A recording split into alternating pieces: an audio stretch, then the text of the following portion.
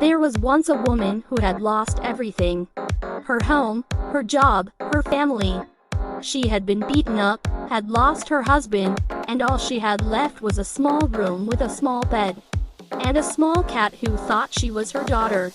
But this woman did not give up.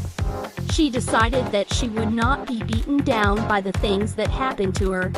She would rise up from the ashes and show the world what she was made of. She started over with nothing but a dream. She did not let the things that had happened to her define her. Now, she worked hard, and in time, she built back her life. She never forgot her past, but she never let it control her future either. She had strength to move on, and she had courage to start over.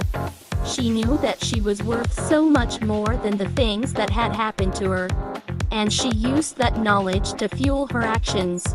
She did not let her past define her present, and she did not let her future be dictated by her past. She was a beacon of hope to all those who saw her light. She fought for her dreams, and she fought for herself. And because she never gave up, she was able to turn her life around. She learned that she could not be defined by what happened to her.